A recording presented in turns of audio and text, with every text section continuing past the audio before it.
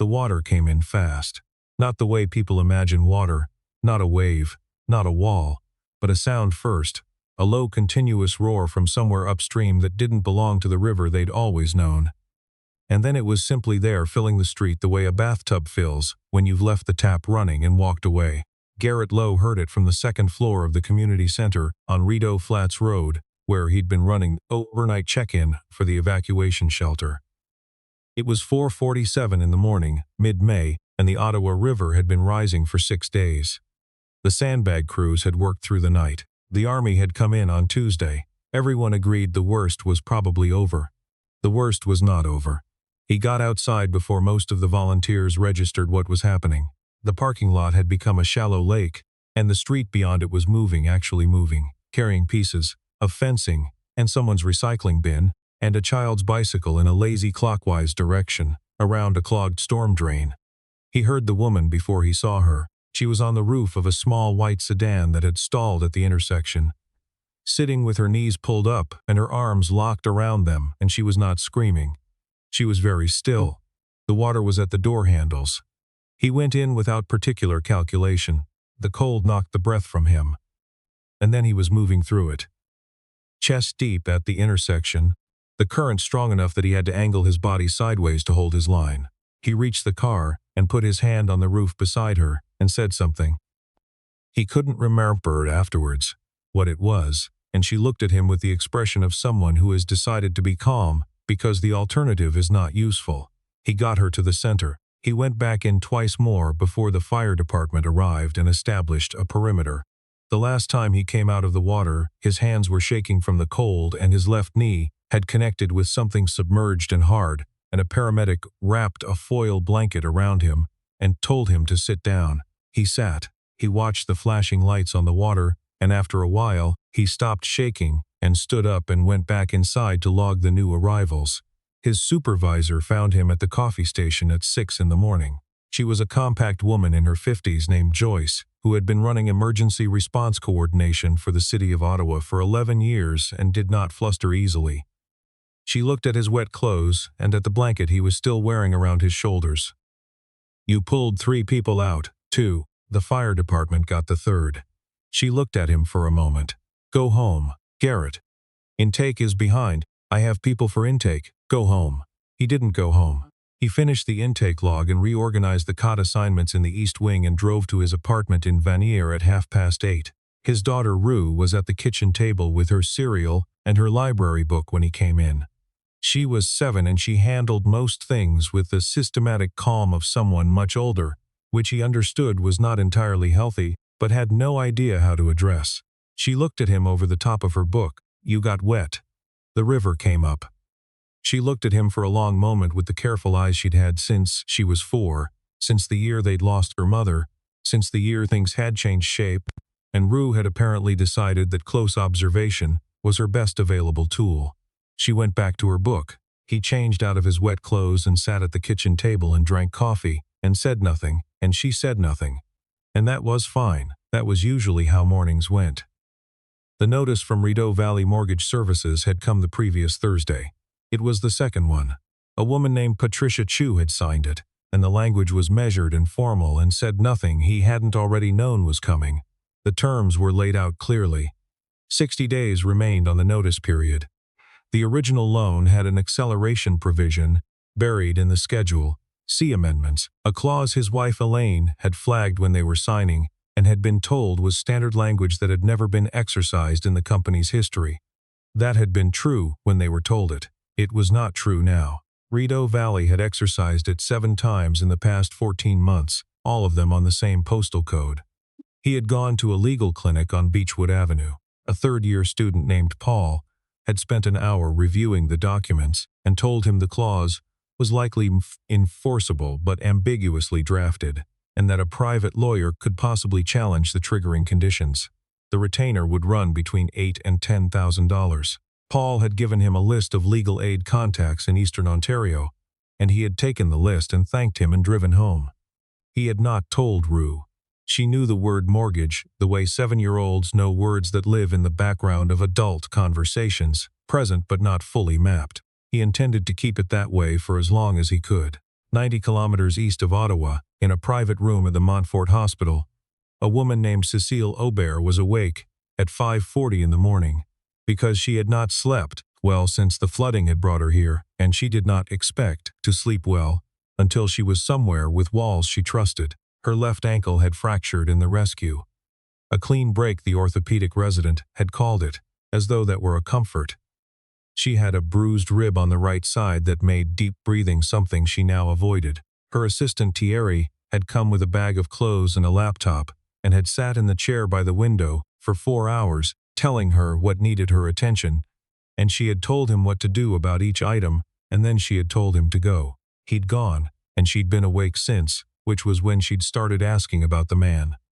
"The man who pulled me out of the car," she said to the nurse who came at 6 to check her vitals. "Do you have a name?" "Dark jacket, tall, he was there when I came out of the water." The nurse looked at the intake notes. "The people who brought you in were fire department. They logged 3 responders. He was before the fire department. He came out of the water. I don't have anything that matches. Most of the civilian bystanders weren't logged." Cecile looked at the ceiling. "Find out." She said it the way she said most things at work, without particular sharpness, but in the tone of a person who understands that specificity saves time. Thierry found him by noon. He was thorough and he knew which databases were publicly searchable, and he had connections at the city who responded to his calls. He called Cecile at 12:15. "Garrett Lowe, 38, Emergency Response Coordinator, City of Ottawa. He's been with City Services for 9 years. Before that he was a civil engineer. Structural focus." A pause. "He holds a patent on a modular flood barrier system, filed in 2019. It was licensed by 2 provinces and incorporated into the Federal Emergency Infrastructure Guidelines in 2021. He left engineering in 2020. No disclosed reason, no press." Cecil was quiet. "He's been with City Emergency Services since 2021, Thierry said. "Current salary, approximately $47,000 a year." Another pause. "He has a daughter, 7 years old. His wife died in 2020. Outside the hospital window, the Rideau Valley was still running high. The tree line was visible from here and the light was moving through it in the particular way of May in Ontario, green and complicated. The kind that appears after long rain and looks like it shouldn't be that color. Cecile had spent 8 years as a senior structural consultant for infrastructure projects across Quebec and Ontario before she had moved into the investment side. She knew what patents in modular flood response systems were worth. She knew what the federal infrastructure licensing meant. She knew that a man who had spent 8 years designing flood barrier systems and was now pulling strangers out of flooded intersections on an emergency coordinator's salary was a thing that required sitting with. "Send me the full file," she said. In the house on Beaulieu Street that Garrett had bought 6 years ago and renovated over 4 winters, he found the 3rd notice from Rideau Valley slipped under the front door when he came downstairs at 5:45 on a Thursday morning. He read it under the kitchen light. 60 days had become 42. He put it in the drawer where the others were and started the coffee. Rue was still asleep. He could hear the specific silence of her sleeping, the absence of her book page sounds, and her particular way of moving through the apartment, that he had learned to read the way people learn weather. He took his coffee to the back step and sat. The yard was small, and it backed onto a lane, and someone had planted a crabapple tree along the fence line years before he'd moved in. It was in bloom now. He sat under it for a while and drank his coffee and thought about the drawings, in the spare room, the renovation plans he'd been working on in pieces since Elaine died. A bigger window for the room Rue would eventually want to herself. A desk alcove along the north wall. He'd done the framing calculations already. He just hadn't started. He went back inside. That afternoon, his phone rang from a number he didn't have saved. He looked at it for 2 rings, then answered. "I'm looking for Garrett Lowe." The voice was even, measured, French-Canadian accent slight. "My name is Cecile Aubert. You pulled me off the roof of my car last Tuesday morning on Rideau Flats Road." He was quiet for a moment. "I thought you were with the fire department," he said. "I wasn't." A pause. "I'm calling because I wanted to know what you need." He set down his cup. He looked at the drawer with the notices in it. He looked at the window above the sink where he could see the top of the crabapple tree moving in the alley wind. "Nothing," he said. "That's not an answer. It's the one I have." The line went quiet. Then she said, I'll be in Ottawa next week. I'd like to speak in person. He said he didn't think that was necessary. She said she would be in Ottawa regardless, and gave him a time and asked if it worked, and there was something in the way she asked it, not insistent, not particularly warm, but direct in the way of someone who is not performing the question, that made him say yes before he'd fully decided to. She came on a Wednesday morning. Rue was at school. He met her at the front door, and she was not what he'd expected, though he couldn't have said what he had expected. She walked with a slight limp, the ankle still healing, and she carried a bag over her left shoulder and looked at the house with the specific attention of someone whose professional instincts apply to everything they look at. "Good bones?" she said. He looked at her. "The house," she said. "Brick, probably 1940s. You did the front porch yourself last fall." She nodded once. He let her in. They sat at the kitchen table with coffee he hadn't particularly wanted to make, and she said she was grateful, and he said it wasn't necessary, and she said she understood that and was saying it anyway. And then there was a silence, and she said, "Tell me about the mortgage." He looked at her. "The notice on your front door," she said. "3 weeks ago when I drove past on my way out of the city. You couldn't read it from the street. I could read the letterhead." She set her cup down. "Rideau Valley Mortgage Services. I know them." He was quiet for a moment. "How?" She didn't answer immediately. She looked at the kitchen, at the work he'd done on the cupboards, at the window trim, at the particular care of it. "I consult on infrastructure investment. Real estate is part of that. Rideau Valley isn't a traditional lender. They were acquired 18 months ago by a holding company called Frontenac Capital Group. Frontenac has been buying properties along the floodplain corridor in eastern Ontario for 2 years. Below market value, generally through distressed sales they've had a hand in creating." He sat still. "How many in this postal code?" 11 confirmed. "There are likely more I don't have visibility on." He looked at the table. He looked at the notices in the drawer without opening it. "They want the land," he said. "The flood-plain legislation changed in 2022. Federal infrastructure investment is coming into this corridor, specific to flood mitigation. Someone with land along the route stands to benefit significantly." He got up and walked to the window. The crabapple tree was still moving. He put his hand flat on the counter and looked at it for a while. "You came here to tell me something I'd already started to figure out. I came here to ask whether you want me to look at the legal structure." He turned. "Why?" She held his look. "Because I have the background for it and you don't, and because someone should." He told her he'd think about it. She left, and he stood at the window and watched her car until it turned at the end of the lane. And then he stood there a while longer. That evening Rue came home from school, dropped her bag at the door, looked at the 2 coffee cups still on the kitchen table. She didn't ask about the second one. She sat down and got her homework out, and Garrett started dinner. And neither of them said anything about it. She was good at that, noticing things and filing them without comment. She had started doing it the year they lost Elaine, and he had never been sure whether to be relieved by it or worried. Most days he was both. In Montreal, Cecile sat in her home office past 10 at night with the Rideau Valley mortgage files open on one screen and a land registry map of eastern Ontario on the other. Thierry had pulled everything publicly searchable. The pattern was clear and not subtle once you knew where to look. Acceleration clauses triggered in a specific sequence. All of them in the same corridor. All of them within 8 months of Frontenac's land acquisition arm, filing preliminary inquiries with the Federal Infrastructure Office about the flood mitigation corridor. She had seen this before in different forms. Development pressure dressed as financial administration. It was not illegal, technically. It was not illegal the way a great many things were not illegal. She picked up her phone and called a colleague she trusted, a woman named Brigitte who had spent 15 years as a regulatory lawyer in Ontario before moving to private practice. "Acceleration clauses," Cecile said when she answered. "Hello to you too. If a mortgage company triggers an acceleration clause while simultaneously operating under a disclosed conflict of interest with a land development subsidiary, does that constitute grounds for challenge?"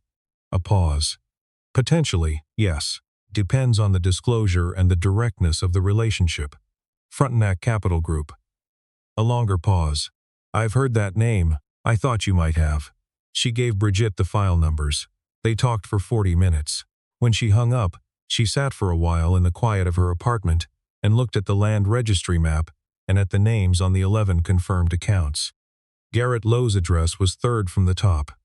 She thought about the flood at 4:47 in the morning. She thought about the fact that a man who had designed flood barrier systems that were now in 2 provincial codes had chosen not to be anywhere near that field and was instead pulling strangers out of intersections for $47,000 a year. She thought about what that cost a person, day by day. She thought about the drawer he hadn't opened. She had not made the call from Montreal because she owed him. That was not the full truth, and she knew it. The full truth was more complicated, and she was not ready to look at it directly yet. She closed the laptop. She did not go to bed. She sat for another hour in the dark with the city outside her window and a feeling she didn't have a professional name for. The call came on a Friday evening. Garrett was on the back step again with his second coffee, and the renovation drawings spread on the step beside him, anchored with a flat stone. He'd been making small additions in pencil. The window on the north wall, the width of the desk alcove. He answered without looking at the number. "There's a conflict of interest problem with the acceleration trigger," Cecile said. "Frontenac Capital Group holds a 34% stake in Rideau Valley Mortgage Services. They're required to disclose that relationship in all loan documentation. They didn't. Not in yours, and not in the 8 others I've had a lawyer review." He didn't say anything. "The clause may still be challengeable on those grounds alone. The disclosure failure is documented. A lawyer named Brigitte Tran in Ottawa has agreed to review your file. Her retainer is covered." A long pause. "By who, me?" He set down his coffee cup. "I don't want that." "I know, then why?" She was quiet for a moment. Not the quiet of someone choosing words, but the quiet of someone deciding how much of a true thing to say. "Because 11 families on the same road are in the same position you are. And most of them don't have the energy to fight it. And someone should be doing something about it. That isn't just you sitting on your back step looking at renovation drawings you haven't started yet." He was quiet for a long time. "How do you know about the drawings?" "I saw them on the step when I left." He looked at the pages under the flat stone. The pencil was still in his hand. "I'll talk to Brigitte," he said. The line went quiet. Then good. She hung up. Rue appeared at the back door at 7:15 to say dinner was ready, which was something she'd started doing, on her own, in the last few months, picking a time and deciding it was dinner time and making it happen in whatever way was available to her, which sometimes meant crackers and cheese, and sometimes meant the pasta she'd learned to make from Garrett's mother. He gathered the drawings and came inside. She had made scrambled eggs and toast and orange juice set out neatly on the table. She sat across from him and ate without asking about the phone call and without looking at the drawings he set on the counter. She asked about a thing she'd read in her library book about how bridges worked, and he explained it, and she listened with the same careful filing expression she always had. And they ate their eggs. He did not tell her about Cecile. He did not tell her about the retainer or the disclosure problem, or Brigitte Tran's office number, which he had already programmed into his phone. He told her the eggs were good, and she said she knew. Cecile came back to Ottawa in July. Brigitte Tran had filed a formal complaint with the Ontario Financial Services Regulatory Authority documenting the disclosure failure across 9 accounts, and the FSRA had opened a review. The review was not a resolution, but it was a stay. Rideau Valley's acceleration notices were suspended pending the outcome, which Brigitte estimated would take 6 to 18 months. The day Cecile came back, she did not call ahead. She parked on Beaulieu Street and walked to the front door and knocked. Garrett opened it and looked at her without particular surprise, which was not the same as being prepared. He stepped back and let her in. Rue was at the kitchen table with her homework and looked up when Cecile came through. She had her mother's coloring and her father's careful eyes, and she looked at Cecile with the expression of someone who already has a working theory and is simply collecting confirmation. "You were at the flood," Rue said. "You're the woman from the car." "I am," Cecile said. "Dad didn't tell me your name." "Cecil." Rue considered this, then nodded, which appeared to constitute acceptance. She went back to her homework. Garrett made tea he hadn't offered. Cecile didn't comment on this. They stood on the back step with their cups while Rue finished her homework inside, and he told her about the call from Brigitte, about the FSRA review, about the 11 other families who had been contacted, and who, to varying degrees, We're now engaged with the process. She listened without interrupting. She already knew most of it, but she let him tell it. You could file a civil claim, she said when he'd finished. Against Frontenac. The disclosure failure is documented. The liability exposure is significant. I know, you won't. He looked at the crabapple tree. The fruit was small and hard and would be red by September. It would take 3 years. Rue would be 10. You'd win. Maybe. He turned the cup in his hands. It's not why I left engineering. She looked at him. He hadn't said this before, and they both understood that he'd said it deliberately, which meant he was ready for it to be in the conversation. The flood barrier system, she said. He nodded. The federal licensing contract required exclusivity for 5 years. You negotiated it in good faith, and then found out the infrastructure department had channeled the licensing fees through a subsidiary that hadn't disclosed its relationship to a construction lobby group that stood to benefit from which flood corridors received funding. He didn't ask how she knew. Thierry was thorough. You filed an objection internally. They declined it, and you left. 2 weeks later. The alley was quiet. A car moved at the far end and then it was gone.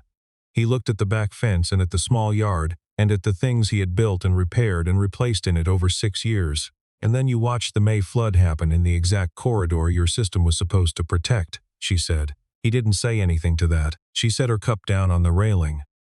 I'm going to ask you something you don't have to answer. All right. Why? Emergency response. Why not go back to engineering or consult or teach? He looked at the yard for a long time. Because the work is real, he said finally. And it's done, and then it's over. And I can go home. She was quiet. She understood what he meant. She understood it in a way that had something to do with her own last 3 years, and the choices she'd made, and the work she did now, versus the work she'd done before. And she understood it in a way she wasn't going to say aloud on a back step in July. The door opened and Rue appeared with her book under her arm. She sat on the step without being asked to join them or leave. She opened her book and read. Nobody told her to sit somewhere else. The FSRA review concluded in November. The determination was that Rideau Valley Mortgage Services had violated disclosure requirements under the Ontario Mortgage Brokerages Act across 14 accounts. All active acceleration notices were voided. A compliance order was issued requiring the renegotiation of all affected mortgage terms. The decision was not front-page news. It ran in the business section of the Ottawa Citizen on a Tuesday and in a regional real estate newsletter that had about 400 subscribers. Garrett read it on his phone at the kitchen table at 6 in the morning. He read it twice. He put his phone face down on the table and sat for a moment and then got up and made coffee.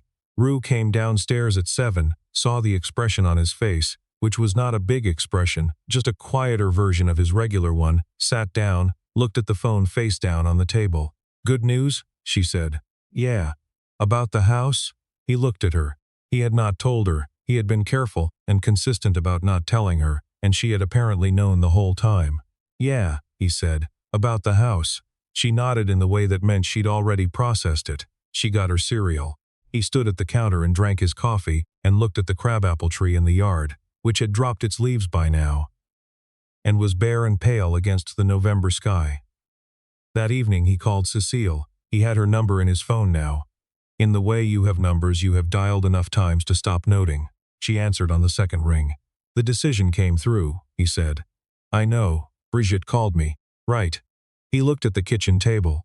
The renovation drawings were spread out again, a new set this time. He'd started fresh in October, when he'd let himself believe the house might stay. I wanted to say thank you. You don't have to. I know. A pause.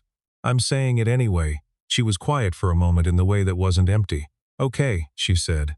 He looked at the drawings. The new window was penciled in on the north wall. The desk alcove was worked out to the centimeter. He'd added something new in the last week. A window seat along the east wall of the living room, low enough for a 7-year-old to climb up on with a book. The drawings, he said. I started building the window, and a few other things. She didn't say anything. He could hear in the silence that she was deciding whether to ask and deciding not to, which was its own kind of thing. I'm going to be in Ottawa in December, she said eventually. There's a meeting with the Regional Infrastructure Office. About the flood corridor? About what gets built there now that the land grab failed.